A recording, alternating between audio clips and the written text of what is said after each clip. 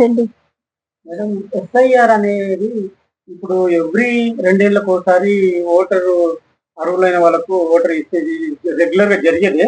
10 సంవత్సరాలకు. అమ్మా, ఈసారి ఎస్ఐఆర్ అనేది ఒకటి కొత్తగా తీసుకొచ్చారు. మా ఓటు ఉంటుందో లేదో దీనివల్ల అని ఈ కామన్ మెన్ కానీ జనాలలో ఒక అపోహ ఉంది. మీరేం చెప్తారు? ఎస్ఐఆర్ అంటే స్పెషల్ ఇంటెన్సివ్ రివిజన్ అనేది అర్థము. దాన్ని తెలుగులోనేమో సమగ్ర సవరణ ప్రక్రియ. సో ఈ పేరులోనే మనకు ధైర్యం ఉంది. అదేమి ఓటుని కొల్లగొట్టేది కాదు, ఓటుని చేసేది కాదు. సమగ్ర సవరణ ప్రక్రియ. సవరణ అంటే ఇంతకు ముందు ఉన్న ఓట్ల లిస్టుని సవరించడం అవుతుంది. ఇందులో భయపడాల్సిందేం లేదు. పైనుంచి ఇది సంవత్సరానికి 10 సంవత్సరాలకు ఒకసారి రివిజన్ చేస్తుంటారు. 2002లో ఒకసారి చేశారు, మళ్ళీ ఇప్పుడు జరిగింది. మరి ఇంత టైం ఎందుకు పట్టిందో మనకి అర్థం కాదు. అది ప్రభుత్వమే చేసుకోవాలి. దీనివల్ల లాభం ఏంటంటే ఓటు తీసివేయడం కాదు, ఓటుని కలపడం. మనకి ఓటు హక్కు అంటే మనం జీవించి ఉన్నాం అనే దానికి ఒక సాక్ష్యం. ఓటు తప్పనిసరిగా కలిగి ఉండాలి. అయితే ఈ సారి చేసే పని ఏమిటంటే చనిపోయిన వాళ్ళ ఓట్లను తొలగిస్తుంది. ఒక్కొక్కసారి చనిపోతారు వాళ్ళు, చనిపోయిన ఆ ఓటర్ లిస్ట్ లోంచి ఓటు తొలగించడం జరగదు. ఆ ఓటు ఇంకెవరితోట వేయిస్తుంటారు. దానివల్ల దొంగ ఓటు ఒకటి పడుతుంది. ఆ చనిపోయిన వ్యక్తి యొక్క ఆశయం పక్కకు పెట్టి ఈ దొంగ ఓటు వేసే అతని నిర్ణయమే అక్కడ చూపించబడుతుంది. కనుక ఇలా చనిపోయిన వాళ్ళ ఓటు హక్కు ఇది తీసేస్తుంది అనమాట. సర్వేలో తీసేస్తారు ఎవరైతే చనిపోయినారో వాళ్ళు. ఆ తర్వాత వృత్తిరీత్యా ట్రాన్స్ఫర్ అయిన వాళ్ళు ఒక చోటు నుంచి ఒక చోటుకి ట్రాన్స్ఫర్ అవుతారు. ముందు తనున్న చోట ఉంటుంది, ట్రాన్స్ఫర్ అయిన చోట కూడా ఓటు హక్కు ఉంటుంది. ఇలా 2 ఓట్లు ఉండడం వల్ల కూడా ఓటు దుర్వినియోగం అవుతుంది. 2 చోట్ల వేస్తారు వాళ్ళు, దానివల్ల దుర్వినియోగం అవుతుంది. అలా ట్రాన్స్ఫర్ అయిన వాళ్ళ ఓటుని తీసేస్తుంది ఈ ఎస్ఐఆర్. ఆ తర్వాత దేశంలో ఎక్కడున్నా సరే, అంటే ఇప్పుడు ఆంధ్రాలో ఉండి తెలంగాణలో ఓటు వేయడం, తెలంగాణలో ఉండి ఆంధ్రాలో ఓటు వేయడం, అట్లా 2 ఓట్లు వేయడం కాకుండా దేశంలో ఎక్కడున్నా ఏ స్టేట్ లో ఉన్నా కూడా ఒక స్టేట్ నుంచి ఇంకో స్టేట్ లోకి వెళ్ళి ఓటు వేయడానికి వీల్లేదు. అలా ఒకటే ఓటు ఉండాలి. అంటే ఒక రాష్ట్రంలోనే కాదు, దేశం మొత్తం మీద ఒకటే ఓటు హక్కు కలిగి ఉండాలి. 2, 3, 4 అలా ఓటు హక్కులు చోట్ల ఓటు ఉండడం అది సవరిస్తుంది. ఆ తర్వాత విదేశీయుల ఓటు హక్కుని ఇది నివారిస్తుంది. ఎలా అంటే ఇప్పుడు బెంగాల్ తీసుకుందాం మనము, అక్కడ రోహింగ్యాలు చాలా మంది ఉన్నారు. వాళ్ళ ఓట్లన్నీ లోకల్ వాళ్ళ ఓట్లు, చనిపోయిన వాళ్ళ ఓట్లు లేదా లేని వాళ్ళ ఓట్లు, వాళ్ళందరూ ఏం చేశారంటే దొంగ ఓట్లు వేస్తారు. వాళ్ళు విదేశీయులు, మన దేశస్తులు కారు రోహింగ్యాలు. సో అలాంటి చోట ఉదాహరణ చెప్తున్నాను ఇది. అలాంటి ఓట్లను నివారించడానికి కూడా ఈ ఎస్ఐఆర్ ఉపయోగపడుతుంది. ఇదే కాదు, హైదరాబాద్ లోనే ఇంచుమించుగా ఎంతో మంది ముస్లింస్ విదేశీయులు ఓటు హక్కు ఉంది. అది కూడా నిర్ధారణ చేసుకుంటుంది అసలు ఓటర్ ఎవరు, ఈ విదేశీయులు ఎంతవరకు దొంగ ఓట్లు వేస్తున్నారు అనే విషయంలో కూడా ఇది సర్వే చేస్తుంది. ఆ తర్వాత కొత్తగా వచ్చిన వాళ్ళు యువకులు ఓటు హక్కు కలిగి ఉంటున్న 18 years దాటిన వాళ్ళు ఓటు హక్కు కలిగి ఉన్న కొత్త యువకులకు కూడా ఓటు హక్కుని ఇది మొదటగా ప్రవేశపెడుతుంది. వాళ్ళ ఓటు హక్కుని నిర్ధారిస్తుంది అనమాట. అయితే దీనికి బూత్ లెవెల్ ఆఫీసర్స్ ఉంటారు, రెవెన్యూ డిపార్ట్మెంట్ ఆఫీసర్స్ ఉంటారు. వాళ్ళని గవర్నమెంట్ అపాయింట్ చేస్తుంది. వాళ్ళు మనది సరైన ఓటే అని, ఇది ఓటు తీసేయడానికి కాదు, మనది సరైన ఓటా కాదా, ఒక్క చోట ఉందా లేదా, అసలు మనకి ఓటు హక్కు అనేది ఉందా, ఉంటే ఎలా ఉంది అనేది వీళ్ళు నిర్ణయిస్తారు. అది నిర్ణయించడానికి వాళ్ళు ఏమేమి అడుగుతారంటే బర్త్ సర్టిఫికేట్ అడుగుతారు, తల్లిదండ్రులు ఎవరు పేర్లు అడుగుతారు. ఆ తర్వాత అది కాకపోతే మన డేట్ ఆఫ్ బర్త్ కోసం మన SSC సర్టిఫికేట్ ఒకటి అడుగుతారు. ఇవన్నీ పాత ఓటర్ కార్డు కూడా వాళ్ళు అడుగుతారు. ఇవన్నీ జస్ట్ మన ఓటుని నిర్ధారించడానికే పనికొస్తాయి. అవన్నీ అడిగారు కదా అని మనం భయపడిపోవాల్సిన అవసరం లేదు, కంగారు పడాల్సిన అవసరం లేదు. అవన్నీ మీరు వాళ్ళు ఏవి అడుగుతారో అవన్నీ ఇవ్వగలిగితే మన ఓటు మనకి భద్రం చేయడానికి వీలవుతుంది. అలాగే ఆఫీసర్స్ ఇల్లు తిరిగి ఫామ్ ఫిలప్ చేయమంటారు. అందులో మన ఓటు హక్కులను నిర్ధారించే అంశాలు చాలా ఉంటాయి, వారికి మనం సహకరించాలి. ఆ ఓటు అదేదైతే ఉందో ఆ ఫామ్ ఫిలప్ చేయడం అనేది టెన్షన్ పడకండి. మీకు చదువు రాదని ఆ ఫామ్ ని ఎలా ఫిలప్ చేయాలని కంగారు పడద్దు. వాళ్ళు ఎవరైతే వచ్చారో వాళ్ళే మీకు చెప్తారు ఎక్కడ ఎలా ఫిలప్ చేయాలి, ఎక్కడ ఏం రాయాలి అనేది వాళ్ళు అడుగుతారు. మీకు ఏమైనా డౌట్స్ ఉంటే వాళ్ళని క్లియర్ గా అడిగి తెలుసుకుని ఆ ఫామ్ ని ఫిలప్ చేయడానికి మీరు ప్రయత్నించాలి. తర్వాత ఇక్కడ ఇప్పటికీ ఇవి ఎట్లా అంటే పశ్చిమ బెంగాల్, అస్సాము, బీహారు, ఉత్తరప్రదేశ్, ఢిల్లీ, తమిళనాడు, గుజరాత్ మొదలగు రాష్ట్రాల్లో ఈ స్పెషల్ ఇంటెన్సివ్ రివిజన్ జరిగింది, అయిపోయింది ఆ రాష్ట్రాల్లో. ఇప్పుడు తెలంగాణ, ఆంధ్ర రాష్ట్రాల్లో జరుగుతుంది. కనుక ఆ రాష్ట్రాల్లో చాలా మందిని, పశ్చిమ బెంగాల్లో అయితే 1,04,00,000 దొంగ ఓట్లు ఉన్నాయంట. అలాగే బీహార్ లో 88 లక్షలు, ఉత్తరప్రదేశ్ లో 2 కోట్లు దొంగ ఓట్లు నిర్ధారించబడ్డాయి. హైదరాబాద్ సిటీలో, ఓల్డ్ సిటీలో 80 లక్షల వరకు దొంగ ఓట్లు ఉన్నట్టుగా భావిస్తున్నారు. ఆ ఓట్లను నివారించడానికి కూడా ఇప్పుడు సర్వే జరుగుతుంది. ఎస్ఐఆర్ నిర్ణయించింది. కనుక ఎస్ఐఆర్ అనేది మనల్ని కంగారు పెట్టే విషయం కాదు. కనుక ఈ ఆడవాళ్ళు ఏం చేయాలంటే, ఆడవాళ్ళు ముఖ్యంగా ఈ ఓటుకి భయపడతారు. మా ఓటు పోతుందేమో, ఎందుకు వచ్చారు వీళ్ళు, మా అమ్మ నాన్నలు అడుగుతున్నారు, వాళ్ళని అందరినీ చెప్పాల్సిన అవసరం ఏముంది, ఆ వివరాలన్నీ వీళ్ళకి ఇవ్వడం వల్ల ఏమైనా ప్రమాదం ఉందా అని భయపడుతూ ఉంటారు. అలాంటి భయాలన్నీ వదిలేసి ఆ ఓటర్స్ గా వచ్చేసిన ఆఫీసర్స్ కి కోఆపరేట్ చేయండి. ఆ ఫామ్ ఫిల్అప్ చేయడానికి మీరు సహకరించండి. ఎందుకంటే ఓటు అనేది ఒకటే, మనం జన్మించి ఉన్నాము, మనం జీవించి ఉన్నాము అనే నిర్ధారణ చేసే ఒక హక్కు. ఓటు వేయడం అనేది మన సామాజిక బాధ్యత. ఎవరైతే ఓటు వేయరో, ఆడవాళ్ళు ముఖ్యంగా, మనకి ఎందుకులే, మనం ఒక్కరు వేయకపోతే ఏమవుతుంది అని అనుకుంటూ ఉంటారు, మనం వేయకపోతే ఏమవుతుంది అని అనుకుంటూ ఉంటారు. కాదు, మీ ఒక్క ఓటు ఒక ప్రభుత్వాన్ని కూలగొట్టగలదు, ఒక్క ఓటు ఒక ప్రభుత్వాన్ని నిలబెట్టగలదు. కనుక ఒక్క ఓటు, నా ఓటు వేయకపోతే ఏమవుతుంది అనేది అనుకోకూడదు. నేను కూడా ఓటు వేయాలి, నా ఓటు కూడా చాలా ముఖ్యం, నేను ప్రభుత్వాన్ని నిర్ణయించాలి, నేను ప్రభుత్వాన్ని నిర్ధారించాలి అనే లక్ష్యంతో ఆడవాళ్ళు ముఖ్యంగా ఆడవాళ్లే ఓటు వేయడానికి బయటికి రారు. ఈ ఓటు నిర్ధారణ చేసుకోవడం అవసరమో, ఓటు వేయడం అంత అవసరమో. కనుక మీ అమూల్యమైన ఓటుని వేయడానికి ఈ ఓటు హక్కు పత్రాలను నింపండి. మీ ఓటు నిర్ధారణ చేసుకోండి. మీకు ఎక్కడ ఓటు ఉంది, ఎక్కడికి వెళ్ళి ఓటు వేయాలి, మీ పేరు ఓటర్ లిస్ట్ లో ఉందా లేదా అనేది మీరందరూ తెలుసుకోండి. వచ్చిన ఆఫీసర్స్ ని కంగారు పెట్టకుండా మీ డౌట్స్ అన్ని వాళ్ళ ముందు ఎక్స్ప్రెస్ చేసి, ఆ ఫామ్ లో ఏమీ ఉండదు, అమ్మ నాన్నల పేర్లు, తర్వాత మీరు ఎక్కడ పుట్టారు, మీ ఓల్డ్ కార్డ్స్, మీ లైఫ్ జన్మ సంబంధించిన వివరాలు వాళ్ళు అడుగుతారు. అవన్నీ వాళ్ళకి ఇచ్చి వాళ్ళకి సహకరిస్తే గనక మీకు ఓటు నిర్ధారణ అవుతుంది. ఆ తర్వాత ఓటు వేయడానికి మీకు ఒక హక్కు కలుగుతుంది. కాబట్టి మీరందరూ ఎడ్యుకేట్ అయ్యి ఈ ఓటర్స్ జాబితాకు వచ్చిన వాళ్ళకి హెల్ప్ చేయండి. భయపడవద్దు, తప్పించుకోవద్దు, వాళ్ళని ఎదుర్కోండి. వాళ్ళ డౌట్స్ అన్ని మీరు వాళ్ళ ముందు చెప్పండి, మీకున్న డౌట్స్ అన్ని, వాళ్ళ డౌట్స్ అన్ని క్లియర్ చేస్తారు. వాళ్ళతోటి మనము మన ఓటుని మనం బలపరచుకోవడానికి మనం ప్రయత్నించాలి. మన ఇంటికి వస్తే వాళ్ళ దగ్గర ఫామ్స్ తీసుకొని ఎట్లా నింపాలి ఏందనేది ఇవన్నీ అడిగి తెలుసుకోవాలా మేడం గారు? మనం నింపగలిగేంత ఎడ్యుకేషన్ మనకుంటే మనమే నింపుకోవచ్చు.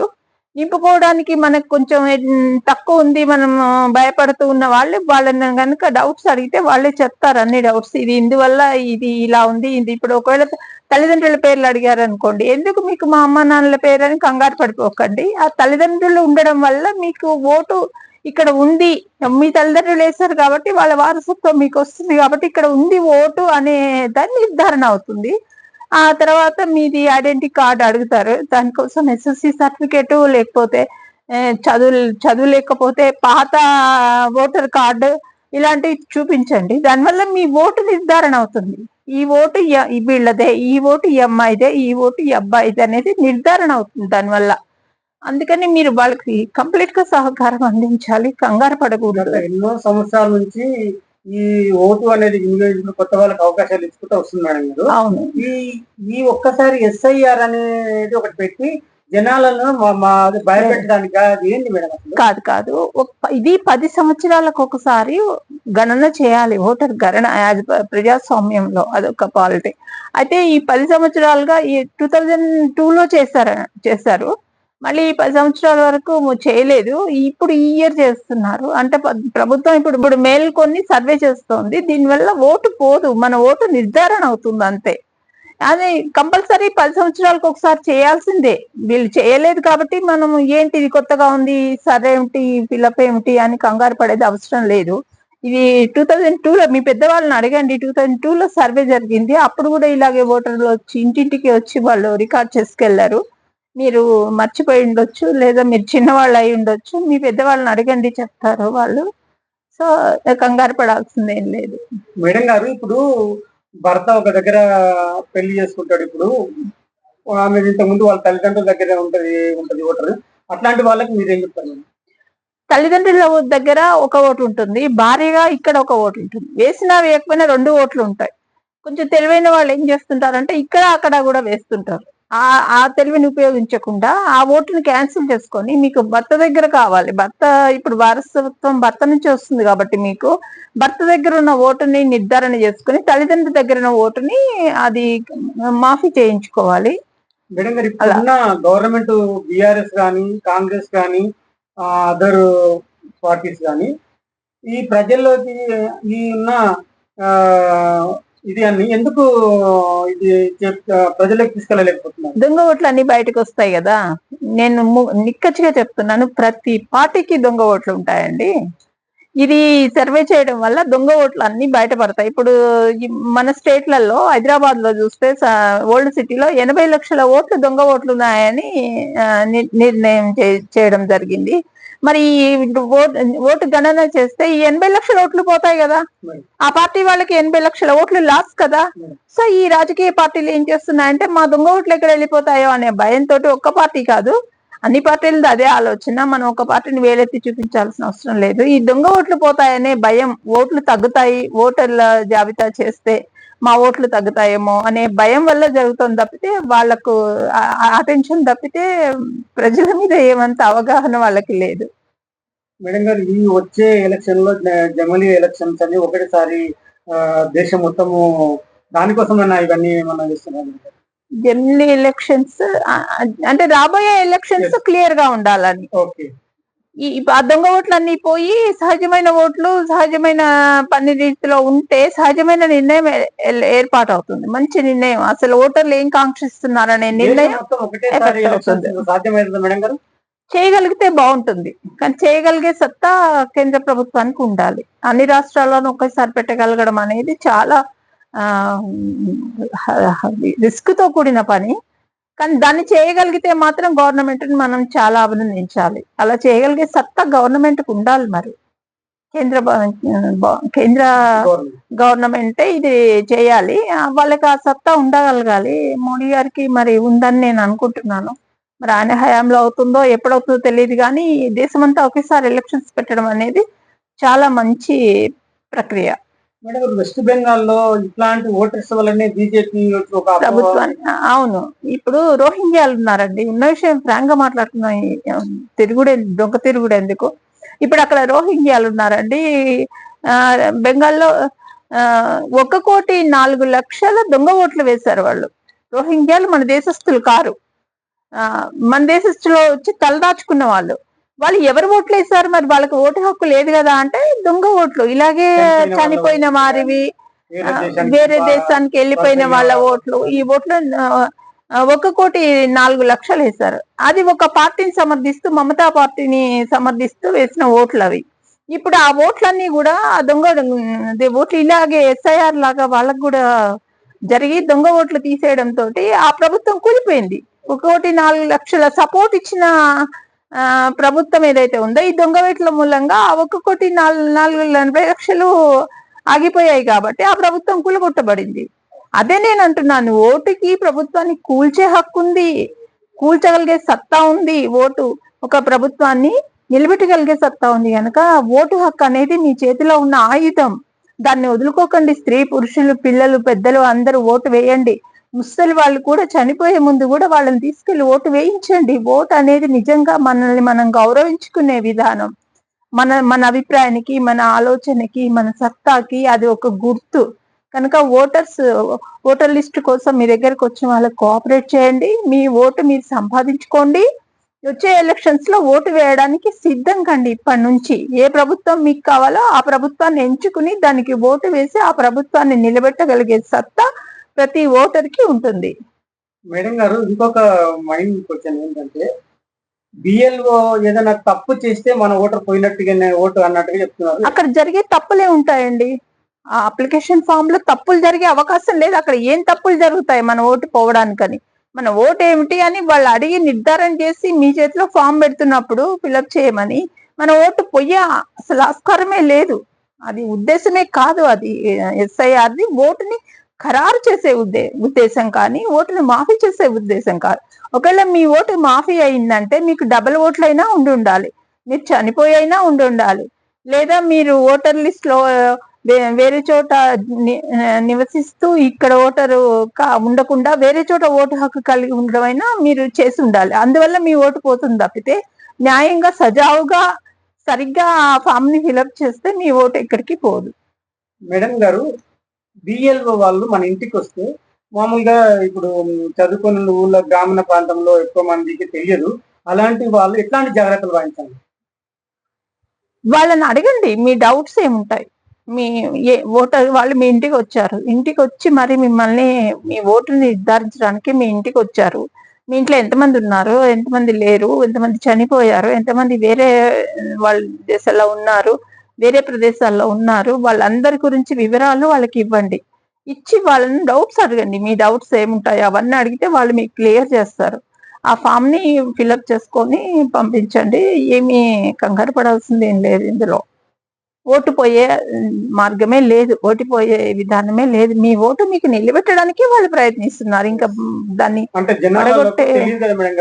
తెలీదు. పాపం పల్లెటూళ్ళలో ఉంటారు, వాళ్ళు చదువుకోరు, ఆ ఫామ్ ఎందుకో తెలియదు, తల్లిదండ్రుల పేర్లు ఎందుకు అడుగుతున్నారో తెలియదు, చనిపోయిన వాళ్ళ విషయాలు ఎందుకు అడుగుతున్నారో తెలియదు. అదే నేను చెప్తున్నాను. ఇవన్నీ కూడా మీ ఓటుని ఖరారు చేయడానికి, మీ ఓటుని బలపరచడానికి, లేని మీ ఓటుని తెచ్చివ్వడానికి ఇవన్నీ ఉపయోగపడుతున్నాయి. ఎస్ఐఆర్ ఆ ప్రయత్నం చేస్తుంది. ఎస్ఐఆర్ కి కోఆపరేట్ చేయండి, మీ ఓటుని మీరు నిలబెట్టుకోండి. ఎస్ఐఆర్ అనేది బీజేపీ తీసుకురావడం జరిగింది మేడం గారు. ఎగ్జాక్ట్లీ బీజేపీనే తీసుకొచ్చిందండి. ఎందుకంటే బెంగాల్లో మనం చూసాం, రోహింగ్యాల ఓట్లు పోవడంతో బీజేపీ గవర్నమెంట్ వచ్చింది.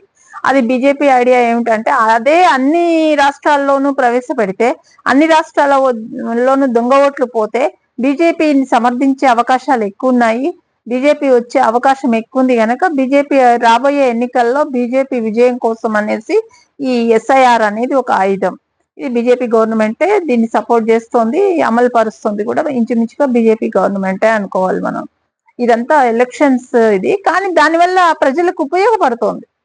అది ప్రజలంతా ఆలోచించాల్సింది ఏంటంటే ఈ ఎస్ఐఆర్ వల్ల ఇది బీజేపీ ఏ ఉద్దేశంతో ప్రవేశపెట్టినా సరే దీనివల్ల ప్రజలకు ఉపయోగపడుతుంది. నిజమైన ఓటు పడుతుంది, ప్రతి వ్యక్తికి ఓటు హక్కు ఏర్పడుతుంది.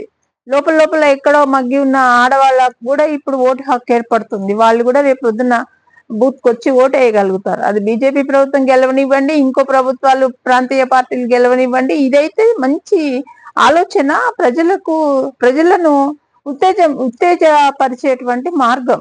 అయితే నెక్స్ట్ ఎలక్షన్స్ దృష్టిలో పెట్టుకునే బీజేపీ ఎస్ఐఆర్ ని ప్రవేశపెట్టిందండి.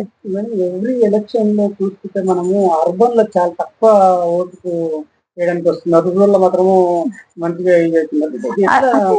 అదే చెప్తున్నాను. ఓటు హక్కు పాపం వాళ్ళు అన్ఎడ్యుకేటెడ్, వాళ్ళకి ఓటు వేయడం వల్ల వచ్చే లాభాలు ఏంటో తెలియదు.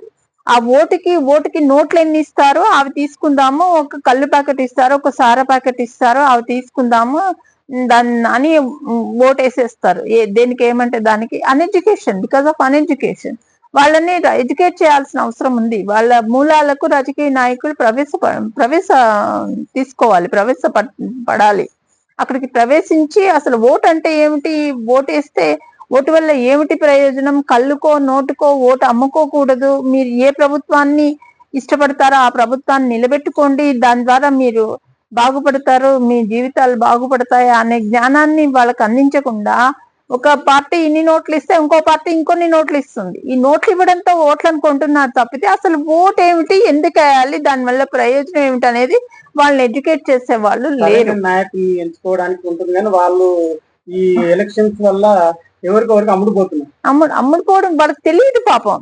ఓటుకి డబ్బులు ఇస్తారు, ఓటేస్తున్నాం అనే కాన్సెప్ట్, అమ్ముడుపోతున్నాం అనే విషయం కూడా వాళ్ళకి అర్థం కాదు. డబ్బులు వస్తాయి కనుక ఓటేస్తే డబ్బులు వస్తాయి, సారాయి ప్యాకెట్ వస్తుంది, ఒక క్వార్టర్ మంది వస్తుంది, ఈ పార్టీ ఎన్ని ఇస్తుంది, ఆ పార్టీ ఎన్ని ఇస్తుంది అనే గాని మనం ఓటు దేనికి వేయాలి, మనం ఓటు ఏ నాయకుడిని ఎన్నుకోవాలి, ఏ నాయకుడిని ఏ పార్టీని ఎన్నుకుంటే మనం బాగుపడతాము అనే ఆలోచన వాళ్ళకి లేదు. అది వాళ్ళ తప్పు కాదు. వాళ్ళు అన్ఎడ్యుకేటెడ్, పాపం ప్రపంచానికి దూరంగా ఉంటారు. వాళ్ళని ఎడ్యుకేట్ చేసుకోవాలి. ప్రభుత్వాలు ఎడ్యుకేట్ చేయాలి వాటిని. అలాంటి థ్యాంక్ యూ శాంతి కుమార్ గారు, చక్కగా వచ్చి నా అభిప్రాయం తీసుకున్నారు.